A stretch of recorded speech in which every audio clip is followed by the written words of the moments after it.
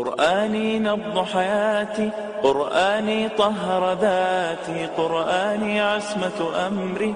Bismillahirrahmanirrahim. Elhamdülillah.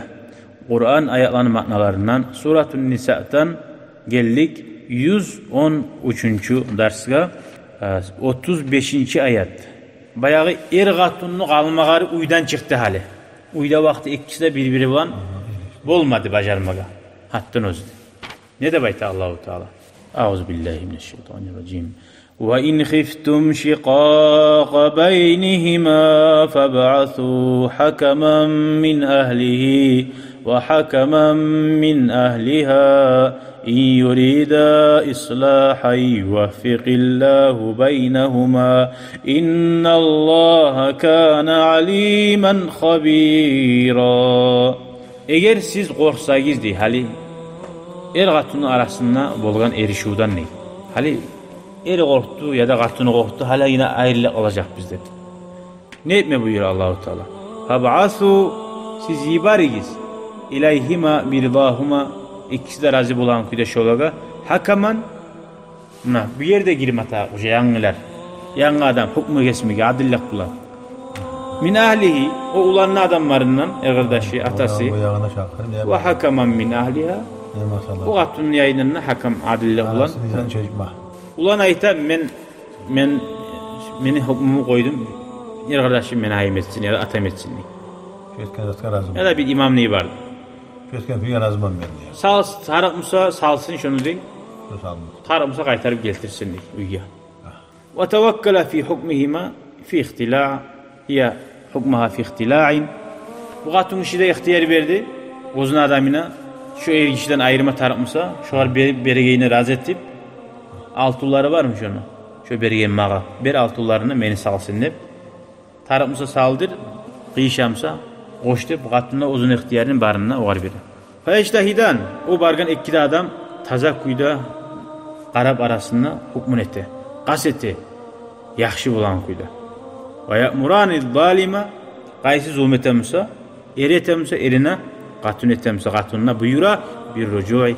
Qayt şu etegen zulmlaryny koy. İçamsan işkini koy. Namaz kılmayımsan namaz kıl. Av yufarriqani, yadamsa ikkisine bulanı ayıra. İn ra'aya ikkisi de arı olsa ayırma. Gördün mü? Allahu Teala ayta in yurida, şu bargan ikkide adam islahan maslahatını suysa da bayta ya yaraştırmaga değil.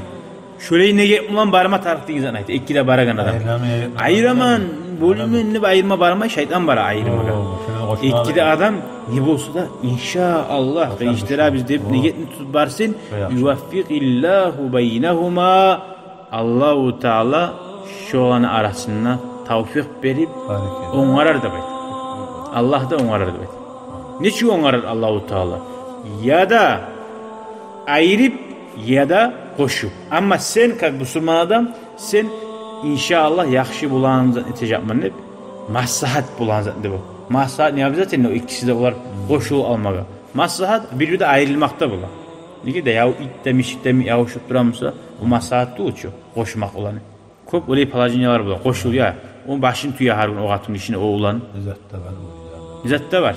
Maslahat olan koşmak maslahat da olan o yerde ayırmak maslahat. Kim şöyle maslahat yağın izlep varsa Allah şu iki adamga tavfik verir. Gıyışardı bey. Erişaminle barmayı. Zulmeteminle barmayı. İnna Allaha kana aliman habira. Allahu Teala barzatını bilede bayt. Sen içine ne yaşırgansan, ne etme suyasan barına Allah bile haberde verir. Hali geleyik bayallığına bu ayaklanı. Hali şu ekkide adam var ki o yaktanına bu yaktanına katun yayından erişin yayından. Şu borç mu? Şu an yok adamlarından bulmak, ahullarından bulmak. Tugulda bayt. Sünnet. Şu arasında barımsa şu tukumlu arasında. Şu adam bulmak. Yok musa imam saylap ola. İki adam yibara, erişken iki ergatun var. Uzun vakillerine yibara. Sen o yakni yayın var, sen bu yakni yayının birlik gel.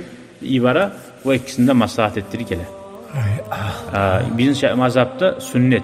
Barımsa uzunu ahulları, yüreği canavuru yok hani bir başla. İmam Malik'in mazhabinden borç. Başla bir yukarı varmak. Yok musa varasın başka var. Yaxşı, şundan anlaşıldı. irgatun ikkisi de maslahat suysa Allahu Teala ulaga tavfiq berir ve ikki de baragan adam suysa ulaga tavfiq berir degan ma'no var ikkisi de. Nega ugatun işi maslahat suyu memso yibarmak ne ma'nası var? Ona şeriat süt etilagani biletçi. Şöyle razı bolaman deb yürek tutma taraf. Sonra Allahu Teala ita gelegen ayatlarda niçik Allah'a olma taraf, cümlege yaxşı olma taraf inşallah gelegender. شكرا يا ربي شكرا هديت قلبي شكرا نورت دربي شكرا شكرا يا ربي